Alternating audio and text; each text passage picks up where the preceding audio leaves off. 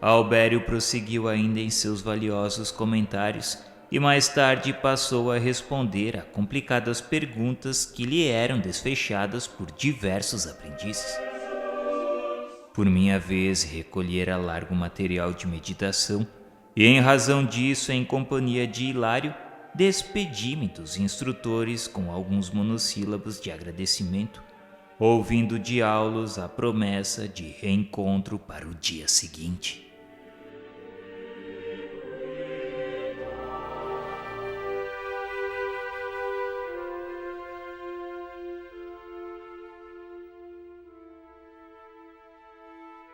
Tornando ao convívio do assistente na noite imediata, dele recebemos o acolhimento gentil da véspera. Creio haver traçado o nosso programa. Admito que devamos centralizar nossas observações em reduzido núcleo, onde melhor dispomos do fator qualidade.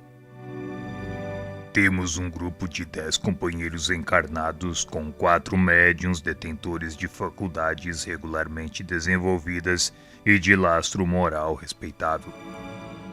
Trata-se de pequeno conjunto a serviço de uma instituição consagrada ao nosso ideal cristianizante.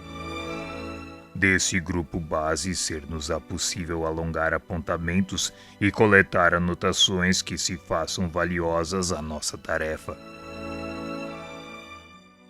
Fitou-nos com bondade por um instante de silêncio e acrescentou: Isso porque vocês pretendem especializar conhecimentos em torno da mediunidade apenas no círculo terrestre, de vez que em nosso campo de ação espiritual o assunto seria muito menos complexo. Sim, esclarecemos Hilário e eu. Desejávamos auxiliar de algum modo os irmãos encarnados na execução de serviços em que se mostravam comprometidos.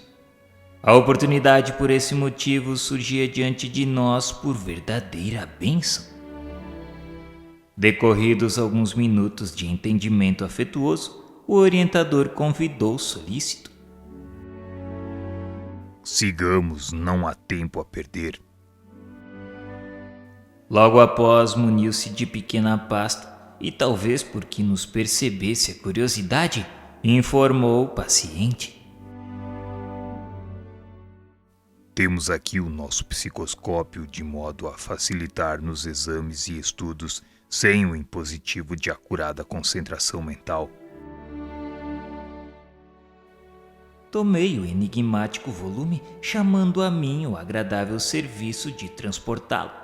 Notando então que, na terra, o minúsculo objeto não pesaria senão algumas gramas. E não disfarçando a curiosidade, perguntei: Psicoscópio, Sr. Aulus? Que novo engenho vem a ser esse? É um aparelho, Hilário e André, a que intuitivamente se referiu o ilustre estudioso da fenomenologia espirítica em fins do século passado. Destina-se à auscultação da alma com o poder de definir-lhe as vibrações e com capacidade para efetuar diversas observações em torno da matéria. Esperamos esteja mais tarde entre os homens. Funciona à base de eletricidade e magnetismo, utilizando-se de elementos radiantes, análogos na essência aos raios gama. É constituído por óculos de estudo com recursos disponíveis para microfotografia. E enquanto demandávamos a cidade terrestre em que nos cabia operar, o mentor continuava explicando: Em nosso esforço de supervisão, podemos classificar sem dificuldade as perspectivas desse ou daquele agrupamento de serviços psíquicos que aparecem no mundo. Analisando a psicoscopia de uma personalidade ou de uma equipe de trabalhadores, é possível anotar-lhe as possibilidades e categorizar-lhes a situação. Segundo as radiações que projetam, planejamos a obra que podem realizar no tempo. Então isso quer dizer que qualquer um de nós pode ser submetido a exame dessa espécie? Sem dúvida, André. De certo que estamos sujeitos a sondagens dos planos superiores, tanto quanto pesquisamos agora os planos que se nos situam à retaguarda. Se o espectroscópio permite ao homem perquirir a natureza dos elementos químicos localizados a enormes distâncias através da onda luminosa que arrojam de si, com muito mais facilidade identificaremos os valores da individualidade humana pelos raios que emite. A moralidade, o sentimento, a educação e o caráter são claramente perceptíveis através de ligeira inspeção. Hilário, sempre investigador, perguntou se, na hipótese de surgirem elementos arraigados ao mal numa formação de cooperadores do bem, de posse da ficha psicoscópica, os instrutores espirituais, porventura, providenciariam-lhes a expulsão? Não será preciso. Se a maioria permanece empenhada na extensão do bem, a minoria encarcerada no mal distancia-se do conjunto pouco a pouco por ausência de afinidade.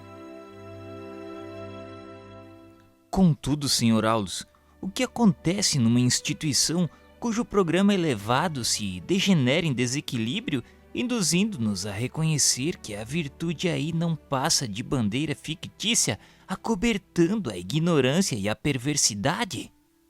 Então, nesse caso, dispensamos qualquer regime de perseguição ou denúncia. Encarrega-se a vida de colocar-nos no lugar que nos compete. Os anjos ou ministros da eterna sabedoria entregam-nos com segurança às forjas renovadoras do tempo e da provação.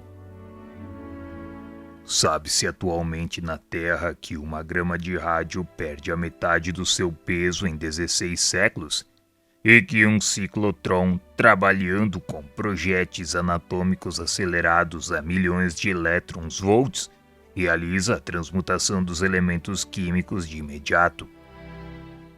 A evolução vagarosa nos milênios ou o choque brusco do sofrimento alteram-nos o panorama mental, aprimorando-lhes os valores.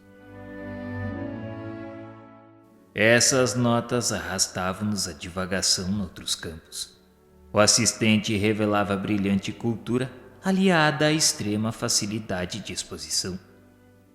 Dispunha-me a ensaiar perguntas extra-serviço, mas adivinhando-nos o intento, Aulus objetou. Toda conversação nobre é instrutiva. No entanto, por agora, guardemos o espírito no trabalho a fazer. O êxito não exonera a atenção. Se cairmos numa digressão acerca da química, o horário não nos desculpará. Está certo, Sr. Aulus, desculpa a minha curiosidade, mas sobre o psicoscópio, ele por si só dá margem a preciosas reflexões. Imaginemos uma sociedade humana que pudesse retratar a vida interior dos seus membros. Isso economizaria grandes cotas de tempo na solução de inúmeros problemas psicológicos. Sim, André. O futuro reserva prodígios ao senso do homem comum. Havíamos, porém, alcançado o portão de espaçoso edifício que o assistente nos designou como sendo o santuário que nos competia visitar e servir. Essa é a casa espírita cristã onde encontraremos nosso ponto básico de experiências e observações. Entramos.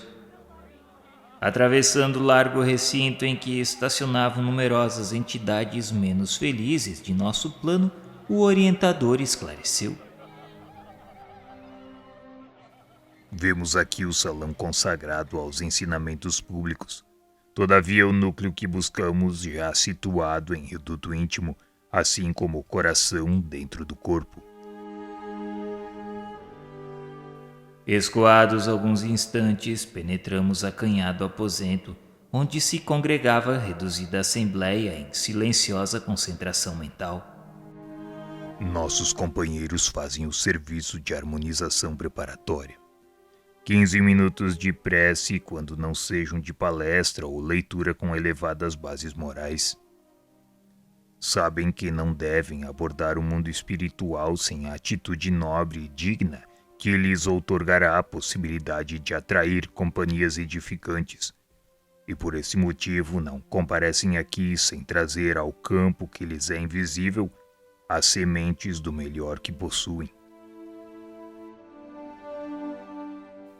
Hilário e eu nos inclinávamos à indagação, contudo a respeitabilidade do recinto impunha-nos silêncio.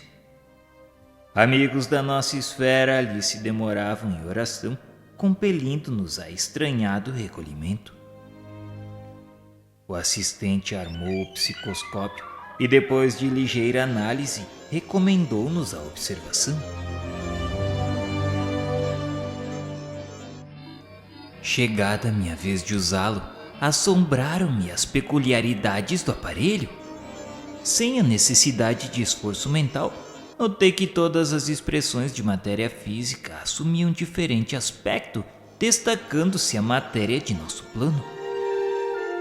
Teto, paredes e objetos de uso corriqueiro revelavam-se formados de correntes de força a emitirem baixa claridade. Detive-me na contemplação dos companheiros encarnados que agora apareciam mais estreitamente associados entre si pelos vastos círculos radiantes que lhes nimbavam as cabeças de opalino esplendor. Tive a impressão de fixar em torno do apagado bloco de massa semi-obscura a que se reduzira a mesa uma coroa de luz solar formada por 10 pontos característicos, salientando-se no centro de cada um deles o semblante espiritual dos amigos em oração. Desse colar de focos dourados alongava-se extensa faixa de luz violeta, que parecia contida numa outra faixa de luz alaranjada, a espraiar-se em tonalidades diversas que de momento não pude identificar, de vez que a minha atenção estava presa ao círculo dos rostos fulgurantes, visivelmente unidos entre si, à maneira de 10 pequeninos sóis, emanados uns aos outros. Reparei que, sobre cada um deles, se ostentava uma auréola de raios quase verticais, fulgentes e imóveis, quais se fossem diminutas antenas de ouro fumegante. Sobre essas coroas que se particularizavam de companheiro a companheiro, caíam do alto abundantes jorros de luminosidade estelar que, tocando as cabeças ali emanadas, pareciam suaves correntes de forças a se transformarem em pétalas microscópicas que se acendiam e apagavam em miríades de formas delicadas e caprichosas, gravitando por momentos ao redor dos cérebros em que se produziam, quais satélites de vida breve em torno das fontes vitais que lhes davam origem. Custodiando a assembleia, permaneciam os mentores espirituais presentes, cada qual irradiando a luz que lhe era própria. Admirado, porém, com os irmãos da esfera física a se revelarem tão afins na onda brilhante em que se reuniam, perguntei entusiástico: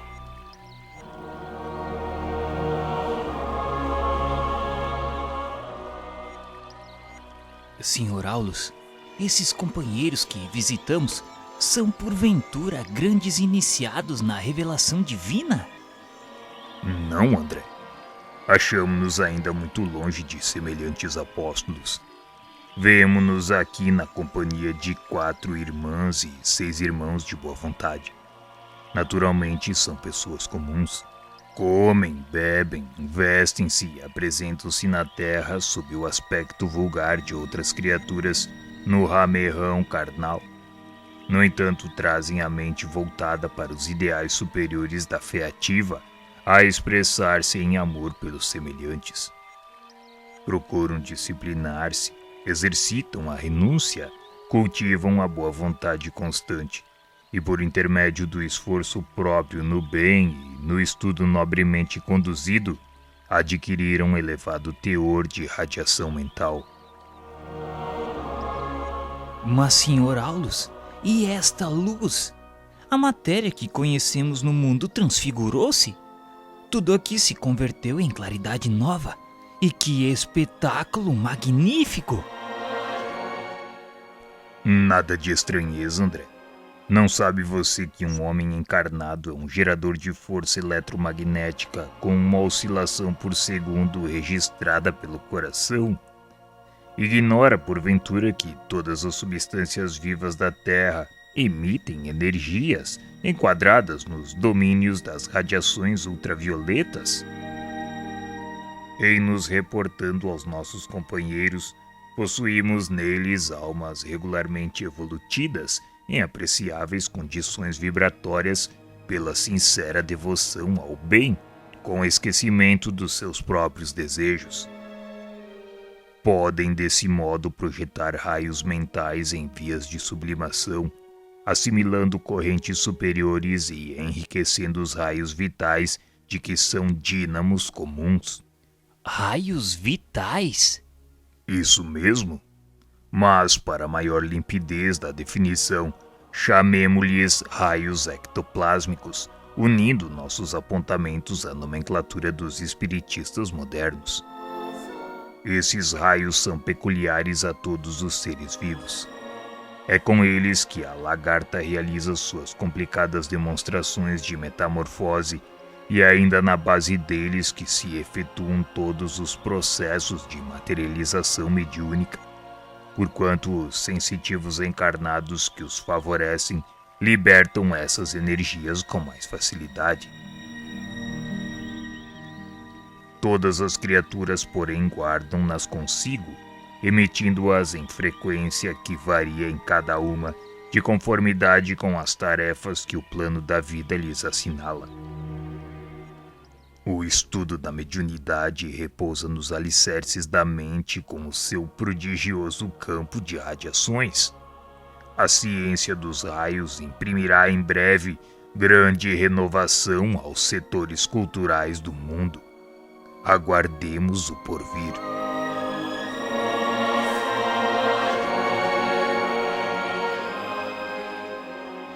Em seguida, Aulus convidou-nos à inspeção mais direta e acompanhamo-lo alegremente.